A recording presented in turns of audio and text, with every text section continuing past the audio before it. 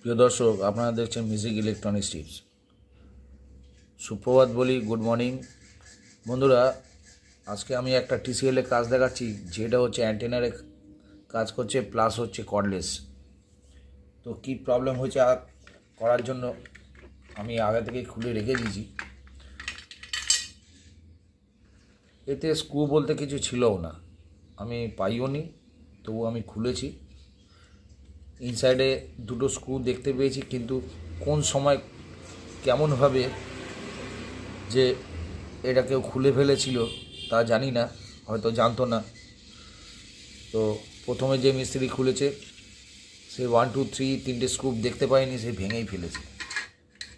তবুও এটা ফিটিং করা যাবে, সেটা কোনো ব্যাপার না। এবার বন্ধুরা দেখবো, এই হচ্ছে ব্যাটারি পয়েন্ট। দুটো ব্যাটারি লাগে, 1.5 ভোল্ট 3 ভোল্টের, কিন্তু এখানে সাপ্লাই দেখাচ্ছে এই জায়গাটা ব্যাটারিটা লাগছে, কিন্তু এখানে সাপ্লাই দেখাচ্ছে 4.5 ভোল্ট। তো 4.5 ভোল্টে আমার কাছে লাইন আছে অলরেডি। তো আমি ডাইরেক্ট যদি মনে করি ইলেকট্রিকে না দিয়ে ব্যাটারিতেই ডাইরেক্ট চলে যাই, তাহলে ব্যাটারিতে চলে গেলে সাদা আর কালো তারটা এখানে দিলে আমি দেখতে পাচ্ছি এখানে একটা সুইচ আছে। মা, কোথাও বেলের আওয়াজ।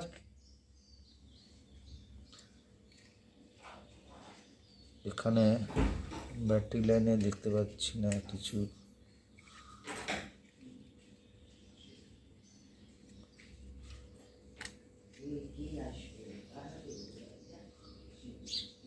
অতটা কোনো লাইনের পাচ্ছি না। ঠিক আছে, তাহলে লাইনটাকে খুলে দিয়ে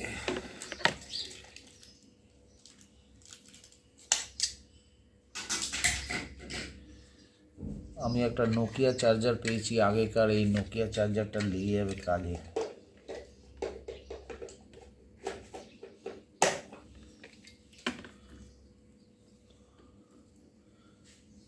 চার্জারে এখানে একটা পয়েন্ট আছে,